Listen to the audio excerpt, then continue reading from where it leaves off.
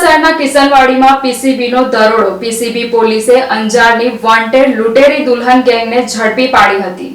શહેરના કિશનવાડીમાં પીસીબીએ દરોડો પાડ્યો હતો. પીસીબી પોલીસે અંજારની વોન્ટેડ લૂંટેરી દુલ્હન ગેંગને ઝડપી પાડી હતી. બાતમીના આધારે વુડાના મકાનમાં રાજુ ઉર્ફે ટીના તડવીના મકાનમાં છાપો મારી આ ગેંગને ઝડપી પાડી હતી, જેમાં મહેન્દ્ર વણકર, પૂજા ગાંગડિયા સહિત 5 આરોપીઓની પોલીસે ધરપકડ કરી હતી. લૂંટેરી દુલ્હન ગેંગે અંજારના કંદોઈ પરિવાર પાસેથી સપ્તપદીના ફેરા ફરવા 2.50 લાખ પડાવ્યા હતા. લગ્ન બાદ થોડા દિવસ સાસરીમાં રહી માતા બીમાર હોવાનું બહાનું કરી લૂંટેરી દુલ્હને ચાલતી પકડી હતી. પીસીબીએ લૂંટેરી દુલ્હન સહિત 3 યુવતીઓ અને 2 પુરુષની ધરપકડ કરી હતી. પૂજા નામની યુવતી દુલ્હન બની હતી. અન્ય સાગીરતો પિતા, મામા, મામીનો કિરદાર નિભાવ્યો હતો. લૂંટેરી દુલ્હન ગેંગ વિરુદ્ધ અંજારમાં ગુનો નોંધાયો હતો. પોલીસે તમામ આરોપીઓની કસ્ટડી અંજાર પોલીસને સોંપી છે.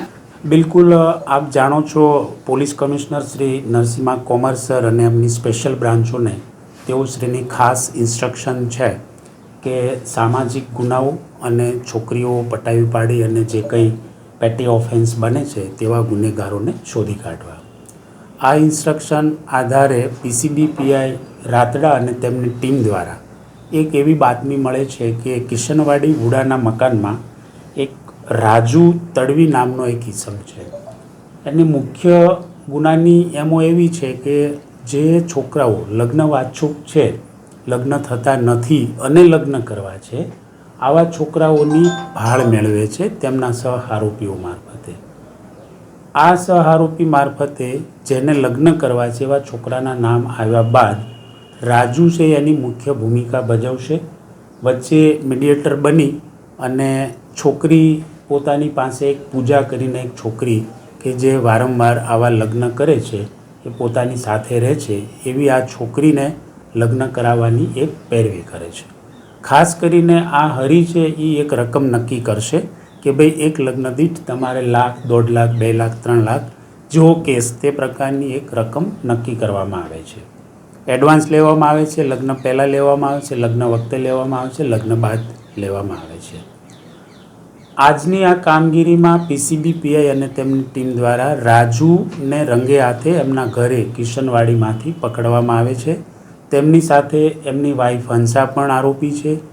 મહેન્દ્ર નામનો એક ઈસમ તે પણ આનો આરોપી છે.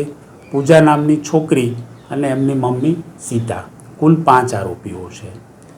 આ ઘટનામાં આ પૂજા નામની દીકરીને રાજુ અને તેના સહ આરોપીઓ દ્વારા અંજારના એક કંદોઈ પરિવારના એક છોકરા સાથે લગ્ન કરાવવામાં આવે છે. આ લગ્નમાં કુલ 2 લાખ રૂપિયાની રકમ નક્કી કરવામાં આવે છે. પૂજાને ત્યાં પરણાવી દેવામાં આવે છે. પૂજા અંજારમાં 2 થી 3 દિવસ રોકાય છે અને પોતાના વતનમાં એના મમ્મી પપ્પા બીમાર છે તેવું બહાનું કાઢી ફરી પાછી બરોડા આજવા અથવા કિશનવાડીમાં રહેતા રાજુને ત્યાં ફરી પાછી આવી જાય છે.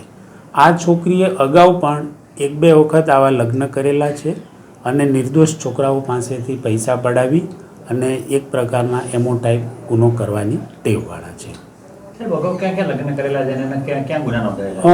ખરેખર તો અંજારનો આ ગુનો છે એટલે એના ઇન્ટ્રોગેશનમાં હાલ વધુ જાણવા નથી મળ્યું, પણ એટલું ચોક્કસ જાણવા મળ્યું છે કે આ પૂજા હજુ પણ કોઈ બીજા લગ્ન સાથે, કોઈ છોકરા સાથે લગ્નની વાત ચાલે છે, પણ તે પૂરતી માહિતી નથી.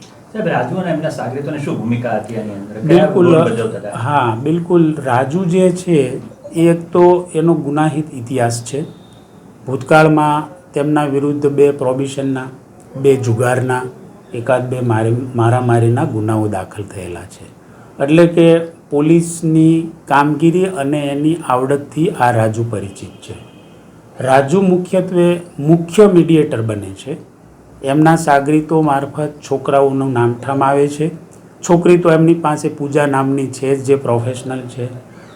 આ જે રાજુ છે મુખ્ય આરોપી, એ રકમ નક્કી કરશે અને એ રકમ નક્કી કરવામાં રાજુ ખાસ કરીને આ છોકરો આર્થિક રીતે કેટલો સદ્ધર છે એ મુજબ એમની રકમ નક્કી થાય છે. બિલકુલ, અંજારમાં આ બાબતે કંદોઈ પરિવારના એક દીપક હરિભાઈ કંદોઈ કરીને છે જે વિક્ટીમ છે. દીપક સાથે આ પૂજાએ લગ્ન કરેલા છે. પૂજા આવતી રહી છે. દીપક અને તેમના પરિવારવાળા અહીંયા આ પૂજાના ઘરે વારંવાર આવી ગયેલા છે, પણ પૂજા મળતી નથી. ના છૂટકે અંજાર પોલીસ સ્ટેશનમાં ગુનો દાખલ કરવામાં આવે છે 406 420 મુજબનો, અને એ હેઠળ અહીંથી ધરપકડ કરી અને અંજાર પોલીસ સ્ટેશનને ગઈકાલે હેન્ડઓવર કરવામાં આવેલ છે. પીસીબીને કેવી રીતે માહિતી મળી આ? બિલકુલ, પીસીબીમાં એમની પાસે પોતાના બાતમીદારો, ઇન્ફોર્મર અને પીએસઆઈ જોધા, હરિભાઈ, હેમરાજભાઈ, કાળુભાઈ, ભરતભાઈ, બિનલબેન અને રોશનીબેન, આ ઘણા સમયથી આ ટીમ આ કામગીરી પાછળ ડે ટુ ડે મહેનત કરતી હતી. એમાં 2 દિવસ પહેલાં આ ટીમોને અમને ખાનગી બાતમીદારોથી હકીકત મળતા આ સારી એવી સફળતા મળેલી છે.